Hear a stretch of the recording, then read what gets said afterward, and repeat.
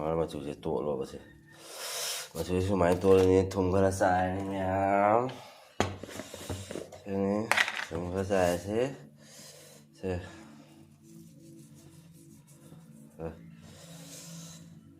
ꯍꯥꯏꯅꯤ ꯃꯌꯥꯝ ꯉꯃꯥꯏ एकदम ꯐ꯭ꯔꯦꯁ ꯑꯣꯏꯕ ꯉꯥꯅꯤ ꯃꯌꯥꯝ ꯁꯦ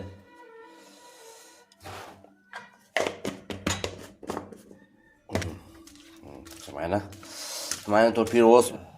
1 2 3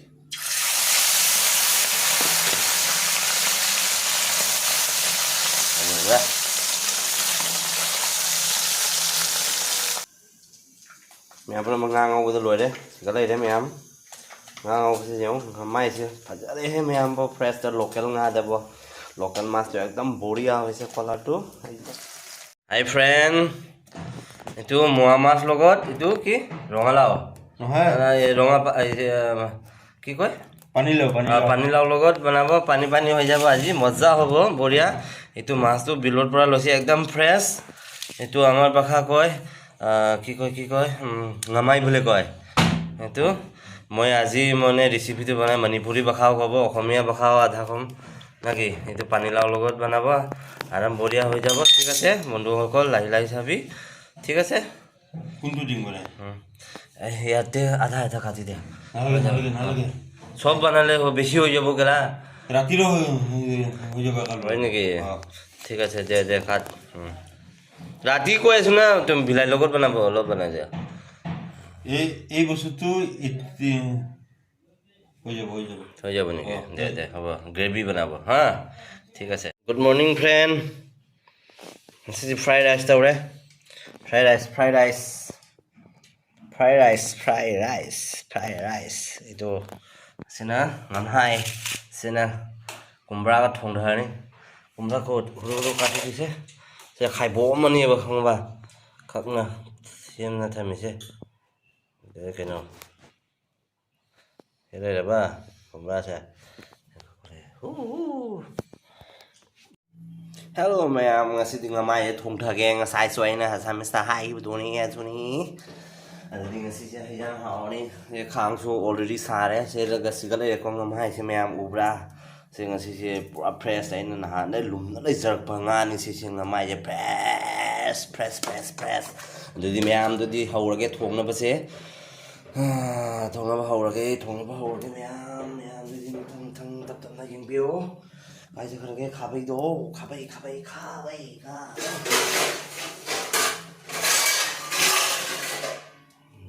đây thì chứ mèm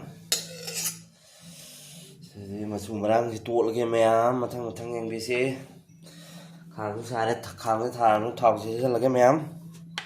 xong rồi bc thay cho lấy mèm thao ấy đấy mèm thao ấy đấy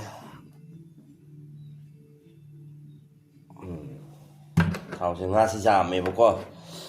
mèm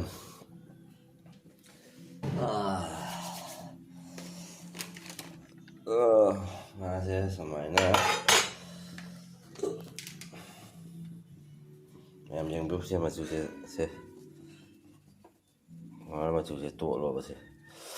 masuk semuanya tua ini tunggu rasa ini ya ini tunggu rasa sih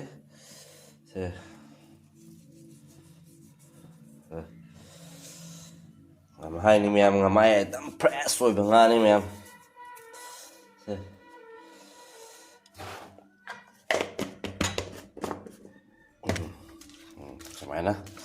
Sumainan torpiro Sumainan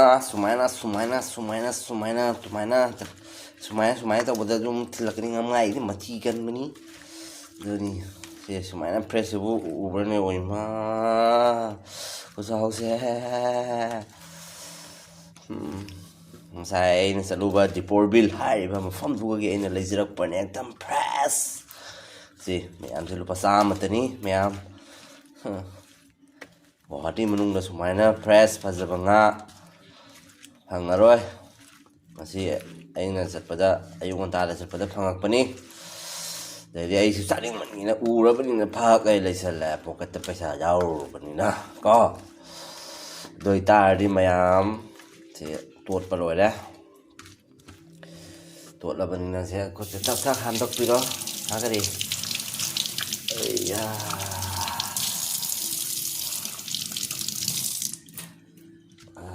ꯁꯦ ꯇꯣꯠꯂꯕ ꯁꯤꯅꯤꯀꯣ ꯃꯌꯥꯝ ꯑꯗꯨ ꯑꯣꯏꯇꯥꯔꯗꯤ ꯉꯧꯕꯗꯤ ꯍꯧꯔꯁꯤ ꯃꯌꯥꯝ ꯀꯣ ꯖꯧ ꯂꯥꯎꯍꯜꯂꯁꯤ ꯃꯌꯥꯝ ꯖꯧ ꯂꯥꯎꯕꯗꯣ ꯑꯩꯒꯤ ꯖꯧ ꯂꯥꯎꯕ ꯗꯥꯏꯂꯣꯛꯇꯣ ꯃꯌꯥꯝ ꯎꯕ꯭ꯔꯥ ꯃꯩꯈꯨꯅ ꯖꯧ ꯂꯥꯎꯍꯜꯂꯒꯦ 1 2 3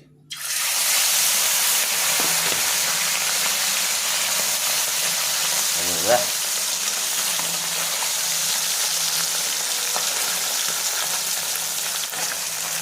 ꯁꯤꯅꯤ ꯃꯌꯥꯝ ꯃꯊꯪ ꯇꯞ ꯇꯞꯅ ꯌꯦꯡꯃꯤꯟꯅꯔꯁꯤ ꯃꯌꯥꯝ ꯉꯁꯤꯁꯦ ꯀꯩꯅꯣꯒ ꯊꯣꯡꯗꯣꯏꯅꯤ ꯑꯩꯈꯣꯏꯒꯤ ꯈꯣꯡꯗ꯭ꯔꯨꯝ ꯑꯆꯧꯕꯗꯣ ꯀꯔꯤꯕꯨ ꯍꯥꯏꯒꯅꯦ ꯃꯣꯏꯁꯤꯒꯩꯁꯦ ꯃꯣꯏ ꯑꯁꯥꯃꯤꯁ ꯃꯉꯣꯟꯗ ꯔꯣꯉꯥ ꯄꯥꯅꯤ ꯍꯥꯏꯕ ꯀꯩꯅꯣꯝ कावथोरेने पानीलाव लोगोत बनाया आज बहुत बढ़िया हबो टेस्टिंग हबो माने शर्मा चैनल तो माने যদি ভাল লাগে তে লাইক করো সাবস্ক্রাইব করো শেয়ার করো ꯗꯣꯏꯗꯤ ꯃꯊꯪ ꯃꯌꯥꯝ ꯌꯦꯡꯃꯤꯟꯅꯔꯁꯤ ꯑꯩꯒꯤꯁꯦ ꯃꯩꯇꯩꯂꯣꯟꯁꯨ ꯍꯥꯏꯔꯦ ꯑꯁꯥꯃꯤꯁꯁꯨ ꯈꯔ ꯍꯥꯏꯕꯤꯔꯦ ꯂꯣꯏꯅ ꯁꯕꯁꯀ꯭ꯔꯥꯏꯕ ꯄꯨꯟꯕꯅꯤꯅ ꯑꯩꯈꯣꯏ ꯃꯩꯇꯩꯂꯣꯟꯗ ꯉꯥꯡꯕꯁꯨ ꯃꯣꯏꯁꯨ ꯈꯪꯗꯦꯕꯀꯣ ꯑꯗꯨꯅꯤ ꯃꯣꯏ ꯃꯔꯣꯟꯗꯗꯤ ꯏꯁꯩ ꯉꯥꯁꯦ ꯃꯨꯋꯥꯃꯥꯁ ꯀꯧꯋꯦꯕꯀꯣ ꯑꯗꯨꯏꯗꯨꯅ ꯑꯩꯅ ꯃꯣꯏ ꯃꯔꯣꯟꯗꯁꯨ ꯇꯛ ꯍꯥꯏꯅ ꯑꯃꯅꯤ ꯈꯔ ꯁꯨꯝ ꯅꯞꯁꯟꯕꯅꯤꯀꯣ ꯃꯣꯏꯁꯨ ꯈꯪꯅꯕ ꯍꯥꯏꯅ ꯑꯩꯈꯣꯏ ꯃꯩꯇꯩꯂꯣꯟꯗ ꯉꯥꯡꯕꯁꯤ ꯀꯔꯤ ꯂꯣꯟꯂꯤꯅꯣ ꯃꯣꯏ ꯈꯪꯗꯦꯕ ꯈꯪꯉꯕ ꯑꯗꯨꯏꯗꯨꯅ ꯃꯌꯥꯝ ꯁꯥꯎꯕꯤꯒꯅꯨ ꯑꯩꯅ ꯁꯨꯃꯥꯏꯅ ꯃꯔꯛꯇ ꯁꯨꯃꯥꯏꯅ ꯑꯁꯥꯃꯤꯁꯁꯨ ꯈꯇꯪ ꯂꯣꯜꯂꯦꯅ ꯈꯪꯉꯕ ꯑꯗꯨꯅꯤ ꯃꯌꯥꯝ ꯑꯗꯨꯏꯗꯤ ꯃꯊꯪ ꯌꯦꯡꯃꯤꯟꯅꯔꯁꯤ ꯃꯌꯥꯝ ꯊꯣꯡ ꯊꯥꯛꯄꯁꯦ ꯑꯍꯥꯟꯕꯒꯤ ꯄꯤꯛꯆꯈ꯭ꯔꯦ ꯃꯌꯥꯝꯗꯨꯗꯤ ꯇꯞꯅ ꯌꯦꯡꯃꯤꯟꯅꯔꯁꯤ ꯃꯌꯥꯝ ꯁꯤꯒ ꯊꯣꯡꯗꯣꯏꯅꯦꯕꯀꯣ ꯈꯣꯡꯗ꯭ꯔꯨꯝꯁꯦ ꯎꯕ꯭ꯔꯥ ꯁꯣꯏꯅ ꯊꯝꯃꯦꯕ ꯃꯥꯅ ꯁꯣꯏꯔꯝꯃꯤꯅꯦ ꯃꯣꯔꯣꯛ ꯃꯥ ꯍꯧꯖꯤꯛ ꯒꯨꯗꯥꯝꯗ ꯆꯠꯈꯤꯑꯕ ꯈꯪꯉꯕ ꯊꯕꯛ ꯑꯃꯒꯤ ꯈꯪꯉꯕ ꯊꯦꯡꯅ ꯈꯪꯉꯕ ꯀꯩꯅꯣꯝ ꯁꯣꯏꯔ ꯃꯥꯜꯂꯦꯕ ꯀꯝꯄꯨꯇꯔꯗ ꯑꯗꯨꯗꯒꯤ ꯃꯥ ꯌꯦꯡꯕ ꯆꯠꯈꯤꯗꯣꯏꯅꯤ ꯃꯥ ꯂꯥꯛꯑꯅꯤ ꯉꯥꯏꯍꯥꯛꯇꯪ ꯂꯩꯔꯗꯤ ꯃꯌꯥꯝ ꯁꯤꯁꯤꯒ ꯊꯣꯡꯗꯣꯏꯅꯤ ꯃꯍꯥꯎ ꯂꯩꯅꯀꯣ ꯂꯣꯏꯅ ꯈꯔ ꯑꯗꯨꯗꯤ ꯃꯊꯪ ꯌꯦꯡꯃꯤꯟꯅꯔꯁꯤ ꯃꯌꯥꯝ ꯄꯨꯝꯅꯃꯛ ꯉꯥ ꯉꯧꯕꯗ ꯂꯣꯏꯔꯦ ꯁꯤꯗ ꯂꯩꯔꯦ ꯃꯌꯥꯝ ꯉꯥ ꯉꯧꯕꯁꯤ ꯌꯦꯡꯉꯨ ꯃꯥꯏꯁꯦꯐꯖꯔꯦꯍꯦ ꯃꯌꯥꯝꯕꯣ ꯐ꯭ꯔꯦꯁꯇ লোকেलꯉꯥꯗꯕꯣ लोकल माछ तो एकदम बढ़िया হৈছে কলাৰটো একদম বা মোৱা মাছটো চা এইটো মালৰ লগত খাইলে কি হ'ব এক ফুল খাব না মালৰ লগত খাইলে এইটো চা পানীলাও লগত বনাব আৰু ইয়াতে মছলা কাটিছে আধা ঢালিব আধাটো পিছত ঢালিব এই কাৰণে মই সাইডত ৰাখি দিছে আধাটো ঠিক আছে এতিয়া আৰম্ভ কৰি দিম 1 2 3 Apa bisa? Iya. Mesti naik.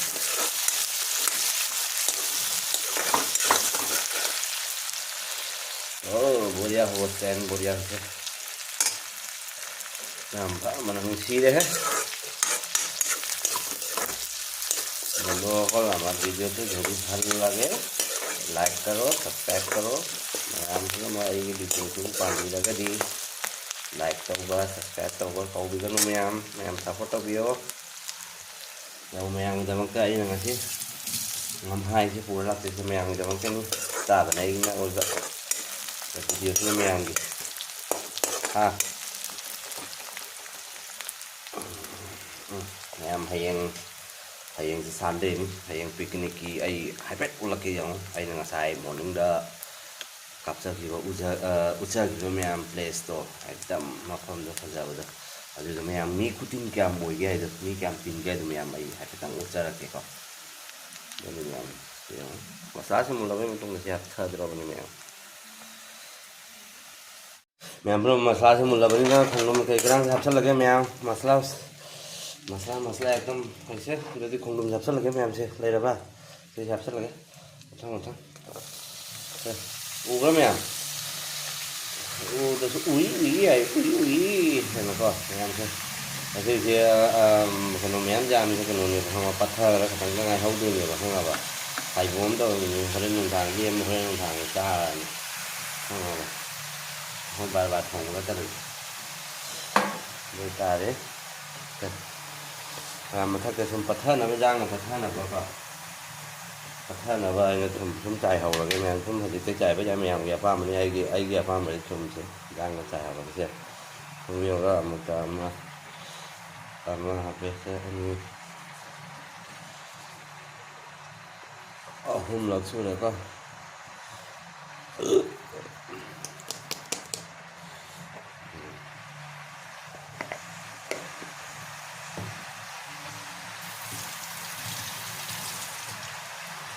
ya tapi kok gede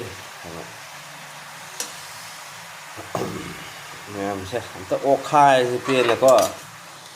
ꯃꯌꯥꯝ ꯇꯞ ꯇꯞꯅ ꯇꯥꯗꯅꯕꯁꯨ ꯊꯥꯡꯁꯦ ꯄꯠꯊꯈꯤꯗꯣꯏꯅꯤ ꯀꯩꯁꯨ ꯀꯥꯏꯗꯦ ꯃꯣꯏ ꯁꯣꯝꯗꯁꯨ ꯀꯟꯅ ꯏꯁꯩ ꯊꯥꯖꯤꯜꯂꯛꯏ ꯈꯪꯉꯕ ꯃꯍꯥꯗꯦꯕꯀꯤ ꯏꯁꯩ ꯈꯪꯉꯕ ꯑꯩꯅ ꯁꯣꯝꯗ ꯉꯥ ꯊꯣꯡꯕ ꯇꯧꯔꯤꯁꯦ ꯃꯄꯨꯒꯤꯅꯦꯕ ꯈꯪꯉꯕ ꯊꯥꯖꯤꯜꯂꯛꯏꯁꯦ ꯃꯌꯥꯝ ꯈꯤꯇꯪ ꯇꯥꯔꯅꯨ ꯑꯗꯨꯅꯤ ꯑꯩꯅ ꯊꯣꯡꯍꯟꯁꯤꯜꯂꯛꯄ ꯃꯈꯣꯟꯁꯦ ꯇꯥꯔꯗꯅꯕ ꯍꯥꯏꯅ ꯈꯦꯆꯤ ꯁꯥꯡꯕ ꯃꯈꯣꯟꯁꯦ ꯄꯥꯏꯁꯜꯂꯦ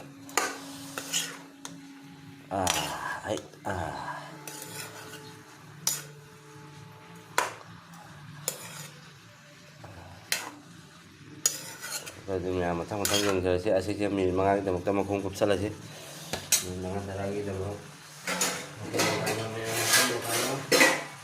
ꯃꯈꯣꯡ ꯐꯥꯔꯁ ꯃꯈꯣꯡ ꯁꯦ ꯃꯈꯣꯡꯁꯦ ꯀꯨꯞꯁꯜꯂꯦ ꯃꯌꯥꯝ ꯃꯤꯅꯤꯠ 5 10ꯒꯤꯗꯃꯛ ꯃꯌꯥꯝꯗꯨꯗꯤ ꯍꯥꯡꯗꯣꯛꯑꯁꯤ ꯃꯤꯅꯤꯠ 5 10 ꯐꯥꯔꯦ ꯁꯦ ꯏꯁꯤꯡ ꯉꯥꯛꯇ ꯉꯥꯏꯔꯝꯃꯤ ꯃꯌꯥꯝ ꯎꯕ꯭ꯔꯥ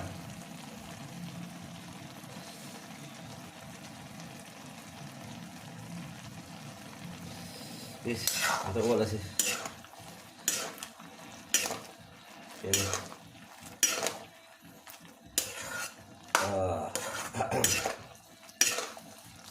ꯉꯁꯤꯒꯤ ꯔꯦꯁꯤꯄꯤꯁꯦ ꯃꯌꯥꯝ ꯃꯣꯏꯅ ꯄꯥꯅꯤꯂꯥꯎ ꯍꯥꯏꯁꯦ ꯃꯁꯥꯒꯤ ꯏꯁꯤꯡ ꯊꯣꯛꯆꯔꯛꯄꯁꯤꯅꯅꯦꯕ ꯈꯪꯉꯕ ꯑꯗꯨꯅ ꯃꯁꯥꯒꯤ ꯏꯁꯤꯡ ꯊꯣꯛꯏ ꯑꯣꯏꯔꯦꯅ ꯑꯩꯈꯣꯏ ꯃꯔꯣꯟꯗꯗꯤ ꯈꯣꯡꯗ꯭ꯔꯨꯝ ꯍꯥꯏꯕ꯭ꯔꯥꯁꯦ ꯈꯣꯡꯗ꯭ꯔꯨꯝ ꯍꯥꯏꯗ꯭ꯔꯥꯅꯦ ꯃꯌꯥꯝ ꯑꯃ ꯑꯁꯥꯡꯕꯗꯨꯅ ꯀꯨꯝꯕ꯭ꯔꯥ ꯍꯥꯏꯕꯅꯤ ꯑꯩꯁꯦ ꯐꯖꯅ ꯈꯪꯗ꯭ꯔꯦ ꯇꯧꯔꯤꯁꯦ ꯈꯣꯡꯗ꯭ꯔꯨꯝꯅ ꯀꯔꯝꯕꯅꯣ ꯀꯨꯝꯕ꯭ꯔꯥꯅ ꯀꯔꯝꯕꯅꯣ ꯃꯌꯥꯝ ꯃꯊꯛꯇ ꯁꯤꯡ ꯈꯛꯇꯪ ꯆꯥꯏꯁꯤꯜꯂꯁꯤ ꯃꯌꯥꯝ ꯌꯦꯡꯉꯨꯔꯤ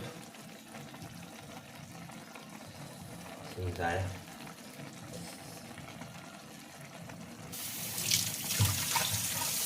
ꯐꯖꯅ ꯐꯗꯤꯒꯣꯝꯁꯦ ꯆꯥꯝꯃꯤ ꯂꯣꯀꯦꯜ ꯐꯗꯤꯒꯣꯝꯅꯤ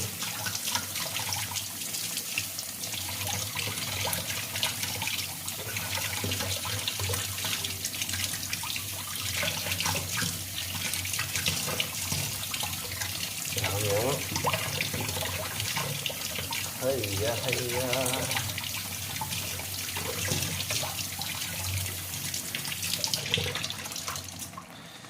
ꯃꯌꯥꯝ ꯑꯗꯨ ꯑꯣꯏꯇꯥꯔꯗꯤ ꯌꯥꯝ ꯀꯣꯝꯃꯨ ꯃꯤꯅꯤꯠ 5ꯒꯤꯗꯃꯛ ꯀꯨꯞꯁꯜꯂꯁꯤꯀꯣ ꯃꯌꯥꯝ ꯃꯤꯅꯤꯠ 5ꯃꯨꯛ ꯂꯩꯔꯗꯤ ꯃꯆꯨ ꯃꯔꯥꯡꯁꯦ ꯍꯥꯞꯄ ꯈꯣꯠꯄ ꯌꯥꯔꯅꯦꯕꯀꯣ ꯃꯌꯥꯝ ꯆꯞ ꯆꯥꯅ ꯃꯤꯅꯤꯠ 5ꯃꯨꯛ ꯐꯥꯔꯦ ꯑꯗꯨꯗꯤ ꯑꯃꯨꯛ ꯍꯥꯡꯉꯁꯤ ꯌꯦꯡꯉꯁꯤ 1 2 3 ꯋꯥꯎ ꯃꯌꯥꯝ ꯃꯅꯝꯗꯤ ꯐꯖꯅ ꯅꯨꯡꯁꯤꯔꯦ ꯍꯥꯎꯕ ꯍꯥꯎꯇꯕ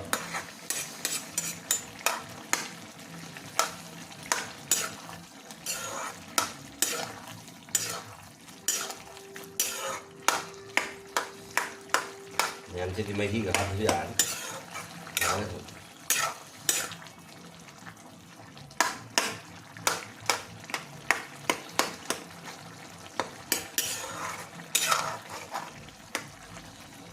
ꯃꯆꯨꯁꯦ ꯈꯤꯇꯪ ꯂꯩꯔꯒ ꯍꯥꯞꯀꯦ ꯃꯌꯥꯝ ꯈꯤꯇꯪ ꯃꯨꯟꯕ ꯍꯥꯞꯇ꯭ꯔꯤ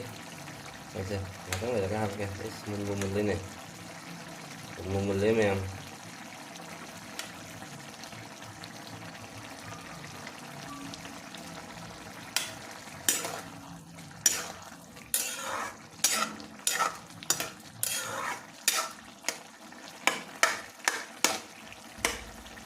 machua hapage mulle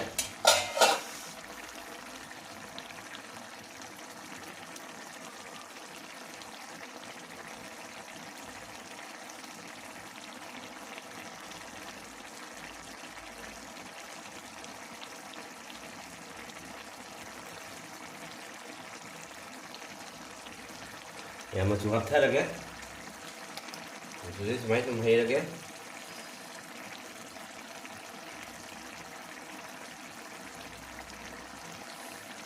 से मोरग असूबा से अनी थोड़ा हापनी से बाजार की ꯑꯗꯒꯤ ꯌꯨꯝꯒꯤ ꯑꯁꯦꯡꯕꯗ ꯄꯥꯏꯅꯣ ꯌꯨꯝꯒꯤ ꯑꯁꯦꯡꯕ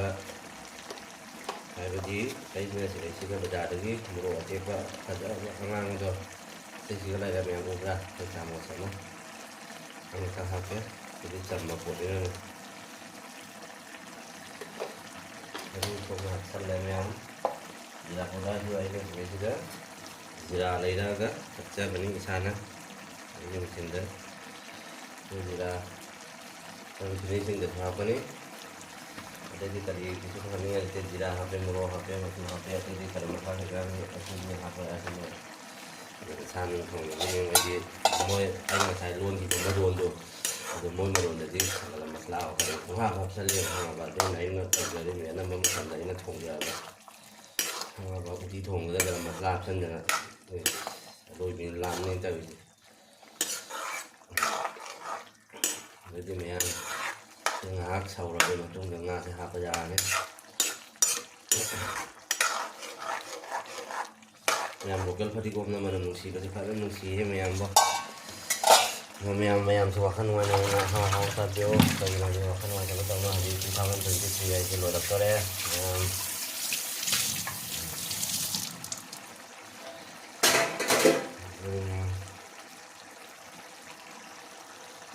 mayam nga hapag ko yang pun sumpah le nga sejuk se ubra sini nga ba mayam hey mayam sugu mga tani nga gadi thangna bada laiba isinaw mayam ma nagna bada laiba isinaw ma isinaw mayam ai ga contact phawi ro ai lawra ga thambi ro ge mayam account na paisa ro thak thajan bi ro du ai lawra thang ge hekti hairaga hekti phangdaba ngani masai potse atopa nga tu ki phange ba hambal paman bi gumba adedi ngasin gumba adedi ama habi sum phange ba hang ngati gumba adedi ke ba marak ngamu phange marak ngamu phange adedi kai no phange se khoi ki ngase adedi kanla di sum toy le meyam sum phange do meyam thangna bada lai bai sinnaw nagna bada lai ba se do ai ga phone phangmaraga se laubajani ai di manak nagna lai ba ina sum mi ki chai meyam chai ba hang ba ina video je thang ti da ba wani ba hang ba da ai di toy chai ba hang ba mai tai mình chala ga di jam na khong na phangi ai na ngasi ayuk ta chat pa se ai na chaning man tang lawi ba ko meyam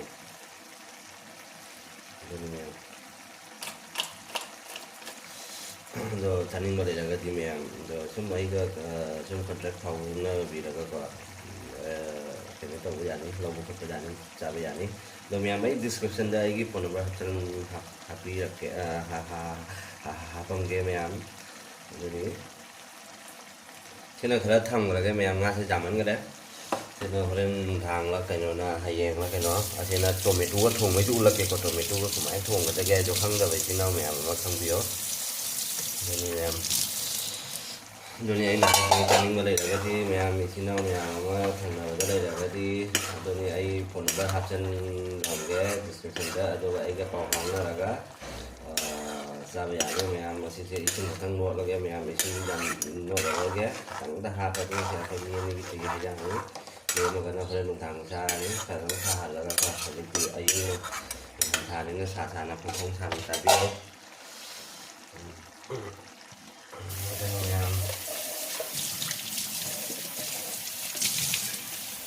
mathakhe ising tang hapsal lage masang sa loina hap lo ra bani na oren finishing da keno do maru su ga phati gom ga hapani meyam ising tang hai de meyam se sa kha du min ko amon de jam la ro ge ising ge ina di se sa wa sum ta hal la ni mo ko de meyam se nga atraga ni hongi da option bi ra se meyam meyam মানে বন্ধুসকল এতিয়া মছলা দালি মানে সব হৈ গ'ল এতিয়া মাছৰ দালি দিছে মোৱা মাছৰ দালি দিছে এতিয়া মানে 5 মিনিট কাৰণে মই ঢাকনাটো লগাই আছে ঠিক আছে আমাৰ ভিডিঅ'টো যদি ভাল লাগে মানে লাইক সাবস্ক্রাইব শেয়ার কমেন্ট কৰি ঠিক আছে আৰু next video মানে different video মানে বঢ়িয়া video লৈ আহিব হয় ma'am read mga chap chana phare amta hanga je ngasi kram film de legai che ma'am wow ma'am sili ha ma'am ndo chi chi ma'am asu mulle mai khong dong che kap tha bne wa je ngwe ma'am ai la kin ma'am sige kap tha bne tu che cho se ura pero me exige ma'am es udenge ne ma'am khanga ba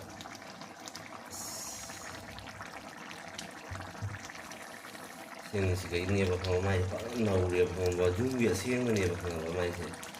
người chơi đây là còn có sang cái gì này bỏ mẹ hay rằng cái tập nó lôi xe là cái tôi lôi xe lé thì rằng thì cái này làm rằng người ta mà sẽ mẹ like tàu cái subscribe tàu cái tàu bị cái này anh làm đây thì nó tiếc cái gì đó người ta đi một thằng cái video đó muốn ngoài đó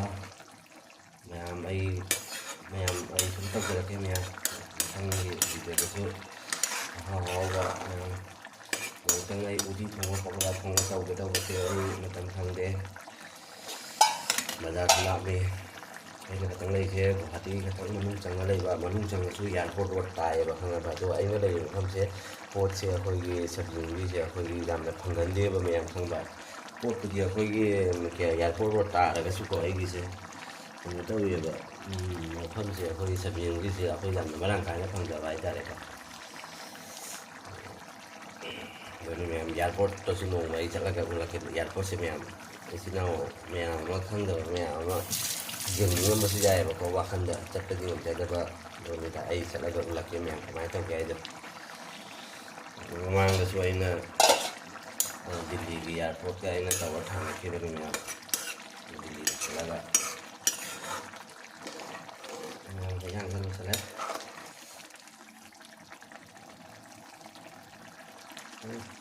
cái xã cái thầu thì cái gì ấy thầu của chúng cái hạt cái gì cái thầu giống hay chân gì ngã cái rồi thì xí ngã cái một công gì cái lấy bác cái rồi mà hong thì mà xây dựng và xây dựng cái before build go rồi mà cái mà mình sẽ có không được sinh được cái part rồi mình before build mà không được thì mà không được ngã sẽ cái ấy một tại là phần cái dạng người ta mình thôi ngã sẽ chọn cái flavor mà nhiều mà nhiều rồi nó hao vậy ta đấy đó cái phần đó là cái ăn uống của mình nhiều mà không mình part cũng là ăn uống cũng được nhưng mà bây giờ mà không có chỗ picnic place nó sẽ ui rồi mà không có nhiều không nhiều rồi ấy thôi cho nó ấy cho là cái picnic thì xa bao lạc rồi không chứ thì phải một cái gì về để đi nó tìm gì đó nhưng đi ấy thì không có cho là cái mẹ nơi đi mẹ mấy cái gian lúc là mình hay thì không có mà thật ra thì cũng sẽ last rồi là hay tăng dài là cái mẹ cái nó sẽ Katigo mai cái nó sẽ jira su sẽ có qua sẽ xôi đấy jira su sẽ đóng dài đấy mẹ rồi với một thằng chàng không Katigo nó dài cái mẹ mà gì chập chả là mình sinh mấy cái cái anh thằng thao intern mà cầm mình ra là thằng chân người đấy cái chập chả đấy mẹ rồi một thằng Katigo nó dài cái một thằng Katigo nó sẽ cái này nó ra Katigo nó dài đấy nó hao hồng ra với mẹ sẽ cái mẹ rồi tăng cho lấy mẹ chúng ta để mẹ ấy test của cái mặt trận chúng ta mẹ mấy cái rồi dùng thủ đối với hai rồi chúng ta ấy hạt cái bây giờ là bao nhiêu còn có một ấy tài thờ rồi đấy ngoài kia đi office rồi đấy rồi đi mẹ rồi là mẹ ok là sẽ cái này sẽ mẹ đi thủ là cái jadi mẹ thằng video đó muốn là xin mẹ test tao có cái gì ấy hạt tang ulak cái mẹ mà nó hao lấy tới vậy tôi có anh tôi là ấy mà thằng video đó ngoài vợ thấy cho ấy phụ lạc cho cái mẹ ăn cái mắc tất cả mẹ sao là cái mẹ ngồi là vậy nữa wow cái khúc nó cái mẹ mẹ lấy từ bị khoang nữa bằng thả 하나씩 껐다.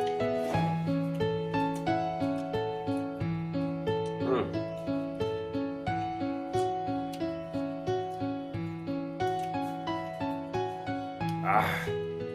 노래 과학 드리면 không thảo phải nó cũng làm thế mẹ Boria lạc sẽ Boria ta ừ ừ ừ nên mà phải đăng ký video đó một nè chứ phải nó hỏi mà học bên thì hay bỏ asing này này thì bỏ rồi đi mà đăng ký video đó không nè xem em bye bye tata